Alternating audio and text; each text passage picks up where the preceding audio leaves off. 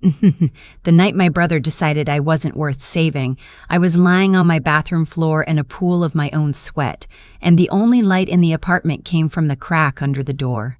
I couldn't call out. I had tried. My voice had stopped working somewhere around hour 3, when the fever climbed past 104 and my body decided it had more important things to do than form words. All I could do was listen, and what I heard was my brother Marcus on the other side of that door, telling someone on the phone that I was just sleeping it off. I want you to understand something before I go further. I am not a traumatic person. I am a 31-year-old physical therapist from Columbus, Ohio. I pay my bills early. I keep a plant alive on my windowsill. I am the kind of person who reads the terms and conditions.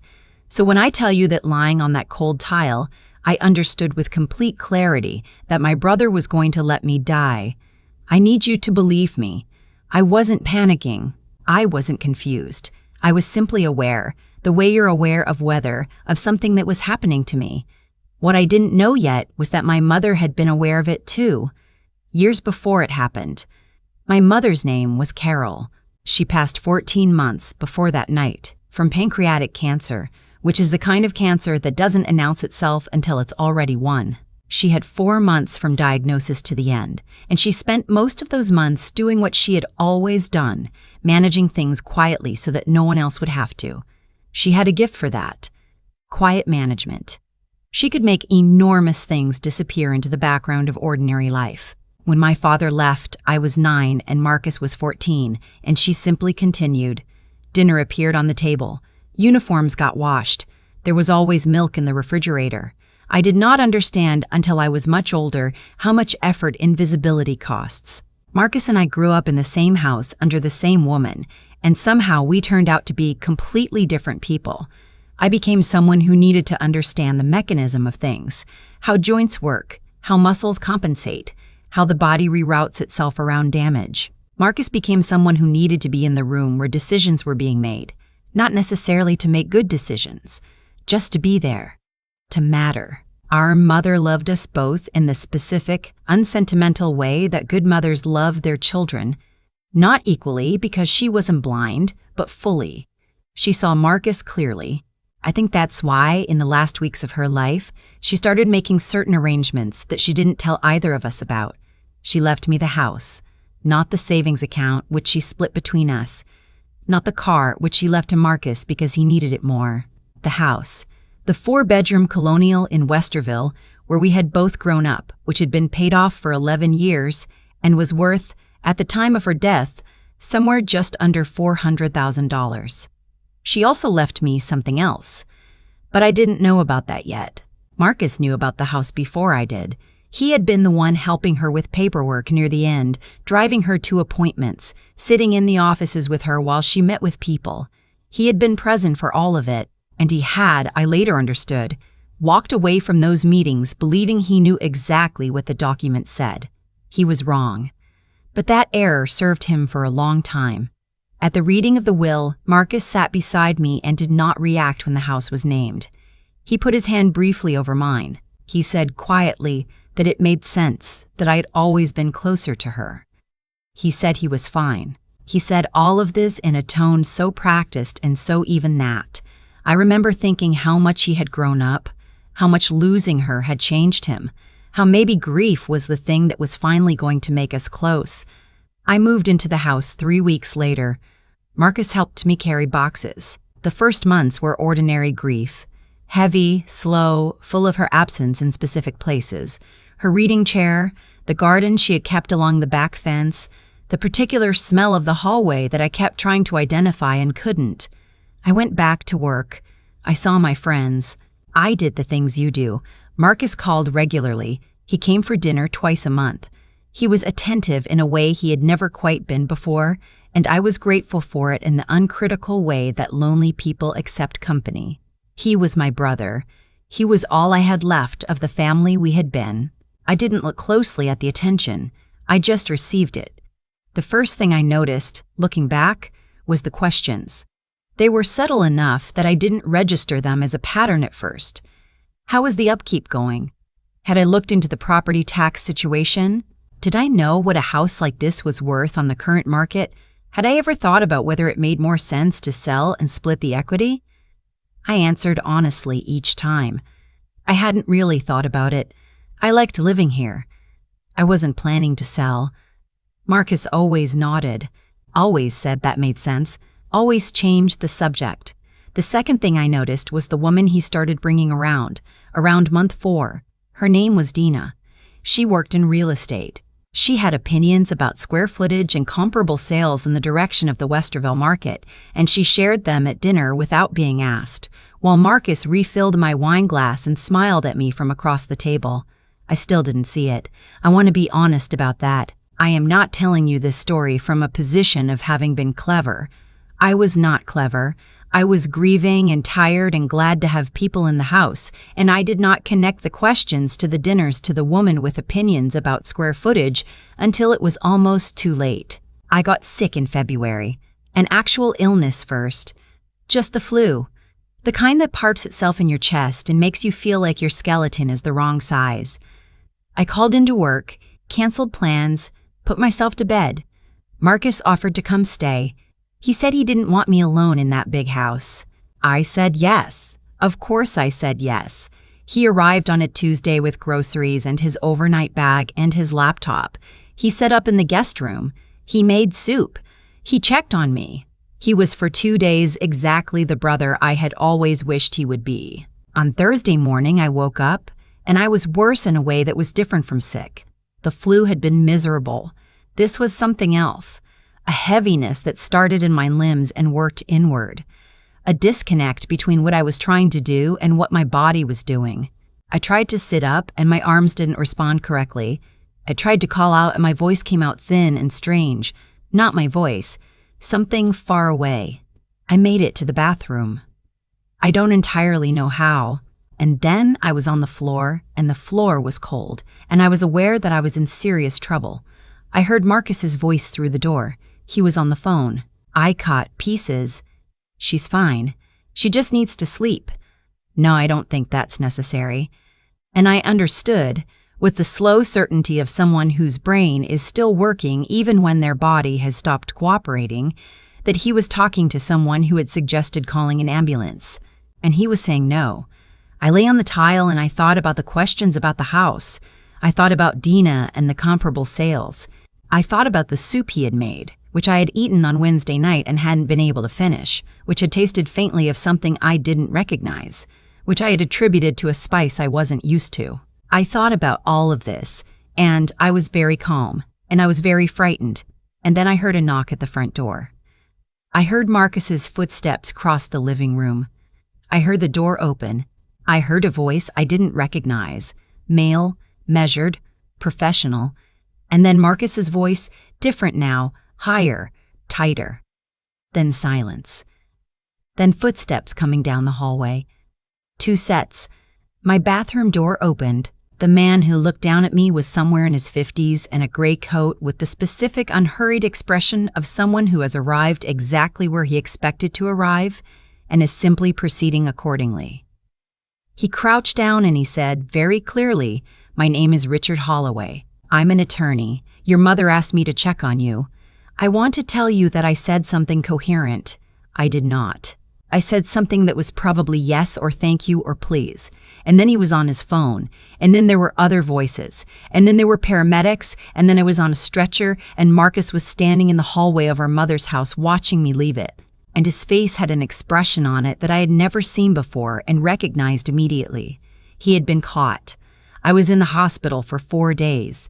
The blood work came back on day 2.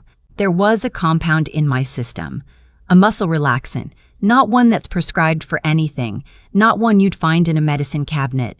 The kind of thing that, in the right dose, causes respiratory distress. In a weakened person, over time, the detective who came to talk to me was a woman named Patterson. She had a notepad and a very neutral expression, and she asked me careful questions about what I had eaten, who had been present, whether I had noticed anything unusual. I answered all of them. I told her about the soup. I told her about Dina. I told her about the questions about the house. She wrote everything down. She did not tell me what she was thinking, but she came back the next day with more questions, which I took to mean she had found something worth following up on. What I was not prepared for was the second conversation, the one with Richard Holloway, who came to my hospital room on day 3 with a folder and sat in the chair beside my bed and explained things to me in the careful, sequential way that you explain things to someone who needs to understand all of it. My mother had hired him 8 months before she died, not for the will that had been handled by her regular attorney. She had hired Richard for something specific. She had asked him to hold a document package, a sealed envelope, a USB drive, and a letter, and to deliver it to me if I ever failed to make contact with him for more than 3 consecutive weeks. She had set it up like a dead man's switch, which is not a phrase I would have expected to apply to my mother, but which, the more I thought about her, made complete sense. She had known, not the specifics, not the soup, not Dina, not the exact mechanism, but she had known Marcus. She had watched him his entire life. She had seen the thing in him that needed to be the one who mattered, and she had understood what that need was capable of when money was involved. She had prepared accordingly. Quietly. In the background. The way she had always done everything. The document package contained 3 things. A letter she had written to me, which I will get to, a copy of a separate legal arrangement she had made, which Richard explained, and a recording, audio 2 hours long, of a conversation between Marcus and Dina that my mother had captured during a visit Marcus hadn't known she was making, 3 months before she died, when she had let herself into the house while he thought she was at her appointment, and she had sat in the kitchen and listened to them talk about what they were going to do after she was gone. I did not listen to the recording in the hospital. I was not ready. I listened to it 6 weeks later, alone in the house that had been my mother's and was now mine. And I will not describe what was on it in detail except to say that it was thorough. My mother had not moved. She had sat in that kitchen for 2 hours and let them say everything they needed to say. And she had recorded all of it, and then she had left quietly and driven herself to her appointment and called Richard from the parking lot. That was my mother. She was extraordinary. The legal arrangement she had made was this: a secondary trust set up in my name covering the property and a separate savings account that Marcus had not known existed.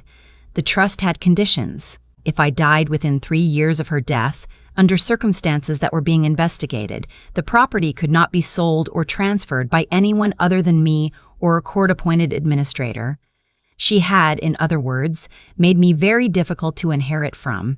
She had also left instructions for Richard that covered several contingencies, one of which was specifically this one: a family member with access to my home, an illness that wasn't an illness, a situation in which I might not be able to advocate for myself. She had written it out clearly in the letter. I hope you never need Richard. I hope you read this on a perfectly ordinary afternoon and think I was a paranoid old woman, but if you need him, he'll be there. I made sure. I will not quote the rest of the letter. That part belongs to me. The months that followed were not simple. Criminal investigations are not simple.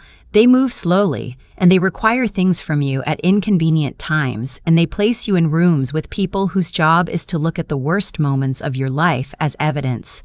Detective Patterson was thorough. She was also, I think, genuinely angry on my behalf, which she was professional enough not to say directly, but which I could see in the way she worked. Marcus was arrested in April. Dina was arrested 6 days later.